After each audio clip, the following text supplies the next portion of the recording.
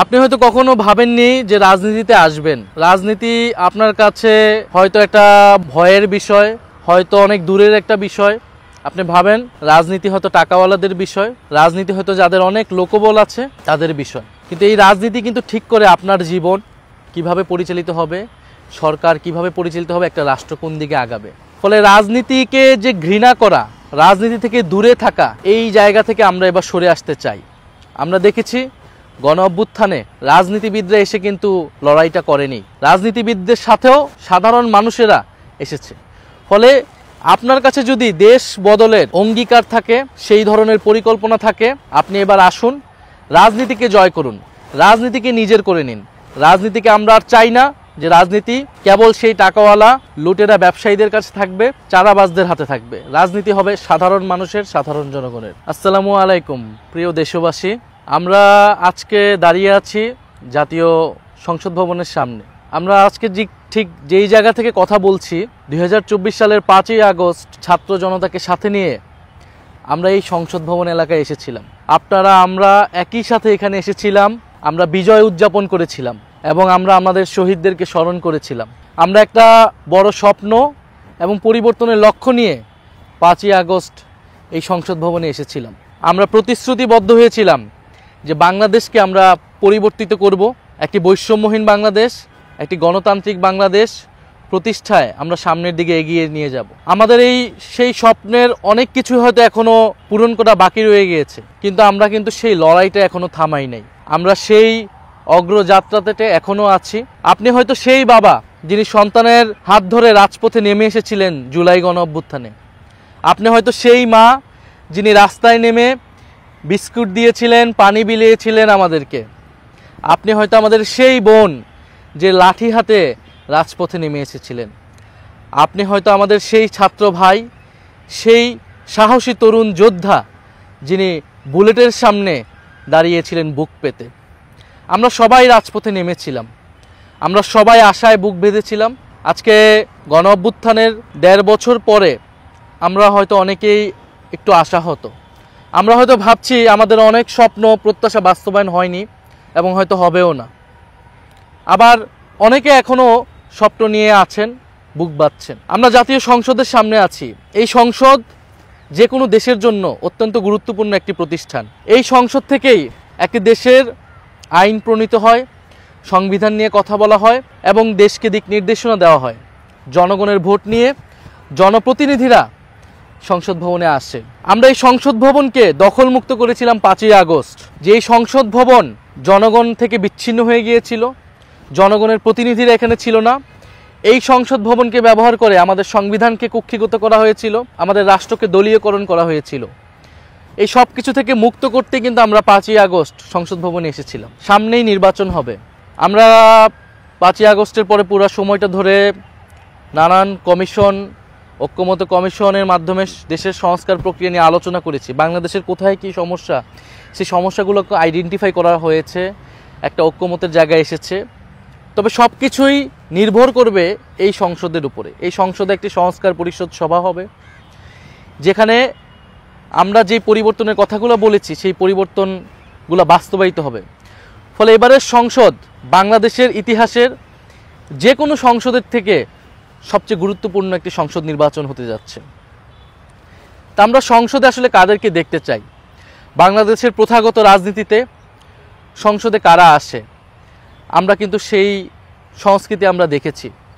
আমরা দেখি যে সংসদে একদল লোক আসে যারা লুটেরা ব্যবসায়ীদের কাছ থেকে কালো টাকা নিয়ে নির্বাচনে জয়লাভ করে, যারা নিজেরা এলাকায় চাঁদাবাজি সহ নানা অবৈধ ব্যবসায় জড়িত, শ্রমজীবী মানুষ এবং সাধারণ মানুষদেরকে নিপীড়ন করে। তারা এসে সেই লুটেরা ব্যবসায়ীদের স্বার্থ উদ্ধার করে, এর সাথে যুক্ত হয় সরকারি অসৎ কর্মকর্তারা। ফলে এই যে একটা চক্র, দুর্নীতি এবং দুর্বৃত্তায়নের চক্র বাংলাদেশে জনগণের বিরুদ্ধে সবসময় কাজ করে যাচ্ছে, একটা দুর্নীতিপরায়ণ ব্যবস্থা বাংলাদেশে প্রতিষ্ঠা করেছে। কিন্তু আমাদের লক্ষ্য, আমাদের প্রতিশ্রুতি হচ্ছে আমরা এবারের সংসদকে আগের মতো হতে দিব না। আগে যেই ধরনের মানুষরা সংসদে এসে রাজত্ব করেছে আমরা এবার সেটা হতে দিব না। ফলে আমরা চাই সংসদে মানুষের প্রতিনিধি, জনগণের প্রকৃতি প্রতিনিধিরা আসুক এবং সেই সকল স্বপ্নবাজ মানুষরা আসুক যারা দেশকে আসলেই পরিবর্তন করতে চায়। আপনারা আমরা সাহস করেছিলাম বলেই তো গণ অভ্যুত্থান সফল হয়েছিল। এবারও আমাদেরকে সাহস করতে হবে। নির্বাচন, রাজনীতি অনেক দূরের বিষয় মনে হয় জনগণের কাছ থেকে, আপনার কাছ থেকে অনেক দূরের বিষয় মনে হতে পারে। আপনি হয়তো কখনোই ভাবেননি আপনি রাজনীতি করবেন বা নির্বাচন অংশগ্রহণ করবেন, এটা আপনার কাছে অলিক স্বপ্নের মতো। কিন্তু আপনি চান দেশের পরিবর্তন হোক, আপনার কাছে সেই ধরনের পরিকল্পনা আছে, সেই ধরনের নিষ্ঠা আছে, সেই দেশপ্রেম আছে। তাহলে আপনি কেন এবার নির্বাচনে অংশগ্রহণ করবেন না? কেন আপনি আবারও রাজনীতিটাকে সেই দুর্বৃত্তায়নের, সেই দুর্নীতিবাদ, সেই চাঁদাবাজদের হাতে রেখে দেবেন? আপনাকে আমাকে এবার সাহস করতে হবে, নির্বাচনে অংশগ্রহণ করতে হবে, নির্বাচনে দাঁড়াতে হবে। আপনি হয়তো একজন শিক্ষক, একজন অধ্যাপক, আপনি হয়তো ছোট বড় অনেক সমস্যার সমাধানের কথা ভাবেন, আপনার কাছে সেই গুরুত্বপূর্ণ নীতি নির্ধারণী বিষয়গুলো আছে যেগুলো দিয়ে রাষ্ট্রের বড় বড় সমস্যাগুলো সমাধান করা সম্ভব। আপনি হয়তো ভাবেন দেশের মন্ত্রীরা কোনো একদিন হয়তো যদি আপনার কথা শুনতো অনেক পরিবর্তন হতো। আপনার কাছে এখন সুযোগ এসেছে, আপনি নিজেই কেননা সংসদে চলে আসুন। আপনি হয়তো একজন উদ্যোক্তা, আপনি একটা কোম্পানিকে অনেক কষ্ট করে অনেক ইনোভেটিভ আইডিয়া নিয়ে বড় করেছেন। আপনি জানেন দেশের অর্থনীতিটাকে কিভাবে বড় করা সম্ভব। আপনি আপনার চিন্তা পরিকল্পনা নিয়ে এবার সংসদে আসুন। আপনি হয়তো একজন নারী অধিকার কর্মী, আপনি বাংলাদেশের নারীদের অধিকার প্রতিষ্ঠা করতে চান, নারী নির্যাতন বন্ধ করতে চান, বাল্যবিবাহ বন্ধ করতে চান। আপনার এই কথাগুলা সংসদে এসে বলা প্রয়োজন।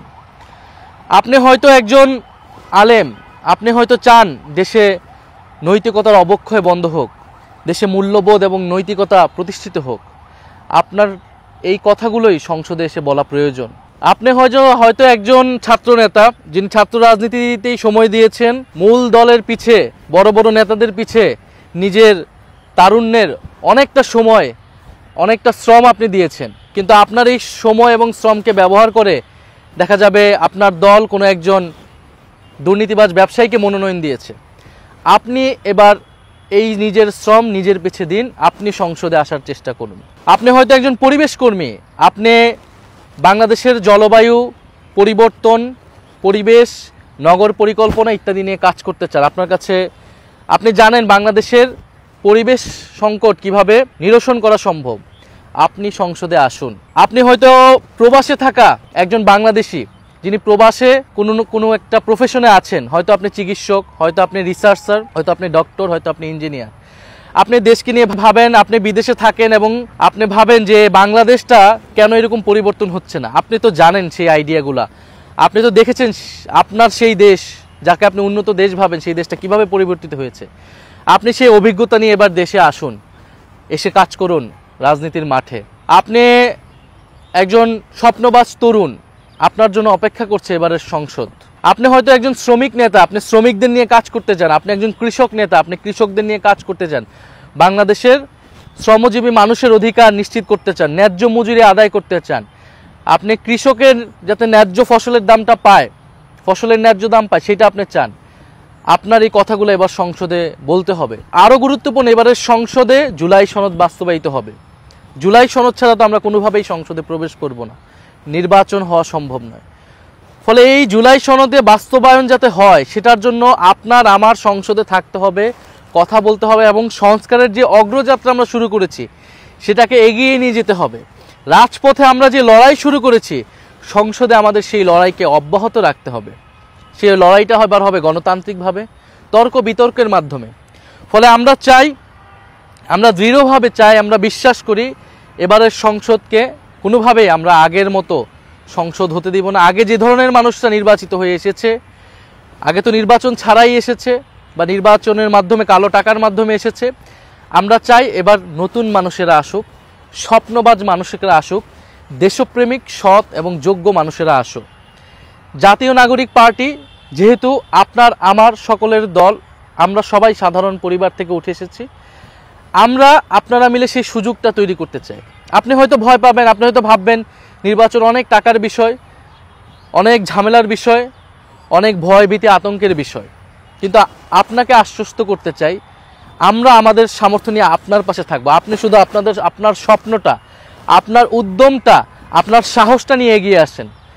এনসিপি আপনার সাথে থাকবে, এনসিপি আপনাদেরকে সে সুযোগ করে দিচ্ছে। আমরা চাই আমাদের সেই স্বপ্নবাজ মানুষেরা আসুক সংসদে। এনসিপির পক্ষ থেকে আমরা মনোনয়ন দিচ্ছি, সেই ধরনের মানুষকেই আমরা দিতে চাই।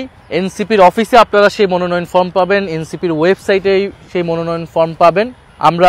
আপনারা সকলে মিলে আগামীর সেই জাতীয় সংসদ, সেই সংসদকে আমরা জয় করতে চাই। এবং আমরা দেখেছি মানুষের সাথে যখন মিশেছি যে মানুষ পরিবর্তন চায়।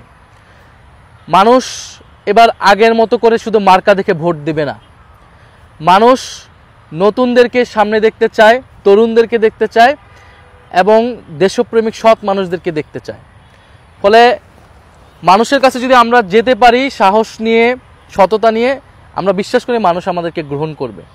মানুষই আমাদেরকে টাকা দিবে নির্বাচন করার জন্য, আমরা সেই টাকা দিয়ে নির্বাচন করব। অ্যাটলিস্ট আমরা মানুষের কাছে দরজায় দরজায় আমাদের সেই স্বপ্নটা নিয়ে আমরা পৌঁছাবো। ফলে আমরা আপনাদেরকে আহ্বান জানাই, আপনারা আসুন আমাদের সাথে, সামনের নির্বাচনকে নিয়ে আমরা একসাথে কাজ করি।